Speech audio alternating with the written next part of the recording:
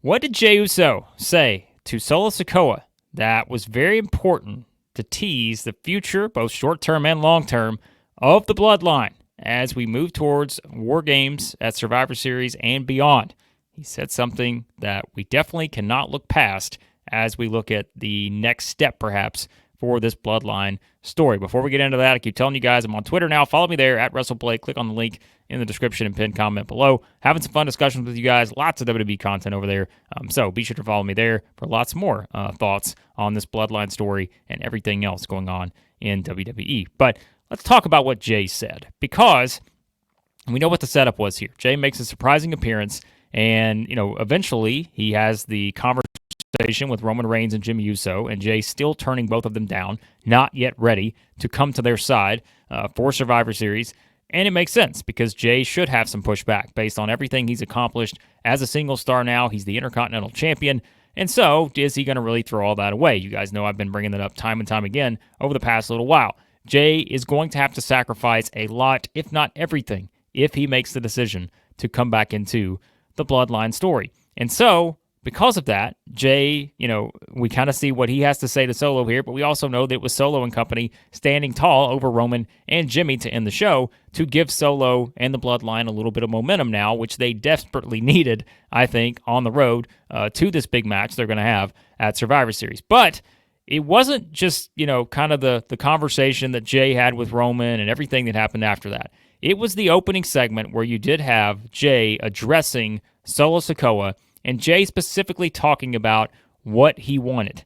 And we know one of the things that Jey wanted was for Solo to stop this whole thing. He wanted him to stop dividing the family, for him to stop, dividing the Bloodline. And I've told you guys, one of the reasons I think why Jey said that specifically is because it's tempting Jey. It's tempting him to want to come back into this. And like I said, if he does, he could possibly risk everything that he's gained being away from the Bloodline for all this time now. And so, if he's able to convince his little brother, Solo Sikoa, to stop what he's doing, then Jey doesn't have to make that decision. He can simply go back to Raw and be his own man and not have to worry about any of this. Well, unfortunately, that's not going to be that easy for Jey Uso, because we also know now, based on how this thing unfolded, there is a good likelihood that the Bloodline are going to get involved in Jey's Intercontinental Championship match against Braun Breaker on Raw.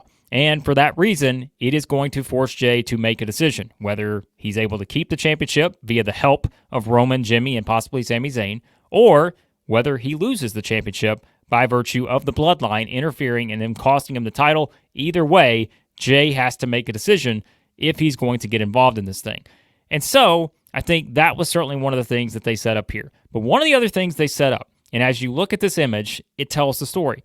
Because what Jey did was he basically tried to give Solo a clue here as to what his future is going to look like. And it's when he told Solo directly, there is a reason why we stayed away from these guys. And we know who these guys are. They're the ones standing around Solo Sikoa, Jacob Fatu, Tama Tonga, Tonga Loa. And we see the way they do that, right? Just look at these three men. Look at the way Jacob Fatu stands there with the hands up like he's been doing forever. Look at the look on Tama Tonga's face. Look at the look on Tonga Loa's face.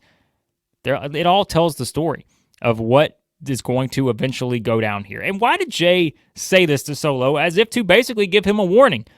Well, it's pretty easy, because you see how all three of these guys, Jacob Fatu, Tama Tonga, and Tonga Loa, got brought into this.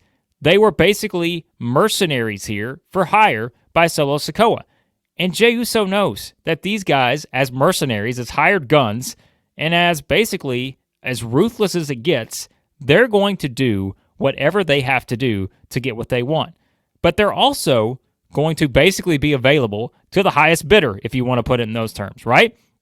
Solo was the person who brought him in because, well, Roman would never bring him in, Jey would never bring him in, Jimmy would never bring him in, the wise man Paul Heyman would never suggest that you bring these guys in, which is just as important, because we saw Heyman mentioning that many times as to Solo going to this level. Why did he possibly think this was a good idea to bring these guys into the Bloodline? And so, it is basically setting the table for what's going to happen, and it's going to happen to Solo Sikoa. And we know, we've been talking about that. How many times have they dropped some of these hints as to what the future looks like for Solo. And I know that hasn't been the biggest thing for everyone, right? Because it's all been focused on Roman and getting the band back together, the original Bloodline reunion, and everything like that.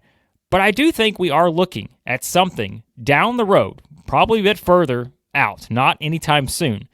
But Jey here basically told Solo, you're in trouble, because if you don't stop this now, we know what's going to happen.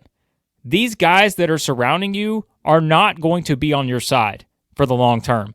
They are just here, again, to basically do a job, and now they all have their own reasons to want to take out Roman Reigns, to take out Jimmy, and now possibly also take out Jey and anyone else who tries to surround themselves with Roman Reigns and that version of the Bloodline, right?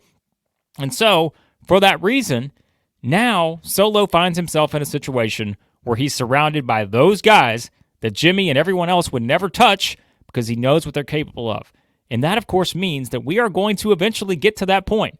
If there was ever any doubt, any little doubt left, the question has been answered. This version of the Bloodline is going to be turned over to The Rock. It's not going to be Solo Sikoa's version of the Bloodline for maybe that much longer. Because what happens? Solo Sikoa lost to Cody Rhodes at SummerSlam. He lost the rematch to Cody Rhodes in the steel cage match on the SmackDown and USA Network debut.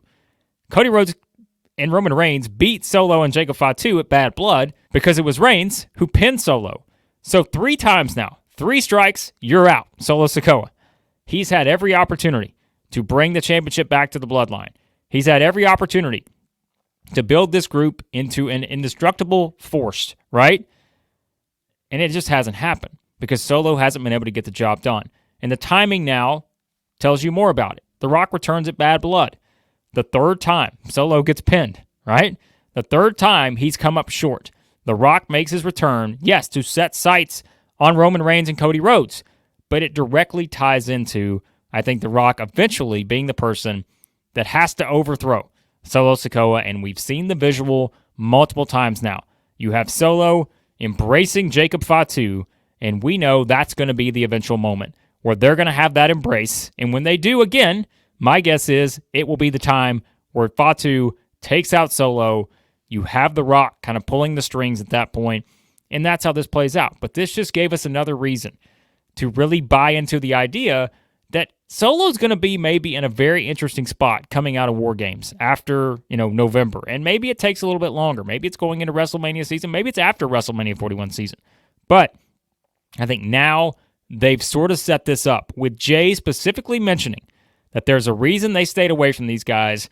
It was Jey's, basically warning to Solo Sikoa that he better stop this now, not just for his sake, not just for Jey's sake and the rest of the family, but for Solo's sake too. And again, I know Solo has not been the main character in everybody's eyes, but I think when you see the way they're pushing this story, everybody at different times has been sort of the central figure, right? Roman Reigns is the central figure when he comes back. Then Jimmy Uso becomes that when he makes his return because he's the one who's trying to orchestrate getting everyone back together. Jey has been the central figure now because, and he's definitely going to be, I think, on Raw on Monday, because now it's how it all affects him. But Solo has been at times the person who has been, kind of the person leading the way for the rogue version of Bloodline. But I think it's just as interesting to think about the future of Solo Sikoa here and how this is all going to play out. And what does he do after that when maybe we are 6 months down the road, or perhaps it's sooner than that? I don't think maybe you're just going to have Solo all of a sudden joining Roman and all that again. I think it's going to put Solo in a very interesting spot. And of course, it's also going to be all about how does it elevate Jacob Fatu once that happens, once the big breakup does happen and Fatu turns on Solo. How does that elevate him? The Rock sees much more in Jacob Fatu. He sees more in the Tongans because they are the ruthless sort of group that The Rock envisions this as and has wanted to kind of see that since, he began the feud with Cody Rhodes and everything, because it's the final boss and this guy will stop at nothing, right? I mean, The Rock's even making, the throat signs, the throat slash signs at Bad Blood. He's done it before. That's what he wants. And so I think if you tie it all together with the story, that's a line we cannot forget in this whole thing when it does eventually happen, because they put it in there for a reason. It's Jey making it obvious to Solo that I hope you basically have thought about this, because if you haven't, you're standing around and you have 3 guys having your back right now that are not going to have your back for the long term, and that's going to be a problem for Solo Sikoa, and it could be a problem for everyone else, Roman Reigns, Jey Uso, Jimmy Uso, Sami Zayn, and others, depending on what The Rock, Jacob Fatu, Tama Tonga, and Tonga Loa decide to do in the future with this rogue version of the Bloodline. But there are my thoughts on, again, what I thought was a very important plot point in this whole Bloodline story with Jey Uso bringing that up to Solo Sikoa. And I want to know what you guys think. How do you see this playing out? What did you kind of read into what Jey had to say about, all of these people surrounding Solo, and kind of how you see this thing playing out, both, again, kind of in the short term and the long term when it comes to Solo being the leader of this version? When does The Rock come back maybe to take the reins? And how does it all kind of impact Jey Uso as he heads towards this Intercontinental Championship match on Monday with Braun Breaker? But appreciate you guys watching as always. Let me know your thoughts on what happens next. And again, hit the subscribe button, hit the like button on your way out. And again, let me know your thoughts on what Jey Uso had to say to Solo Sikoa and the warning for what may be to come for Solo and the Bloodline.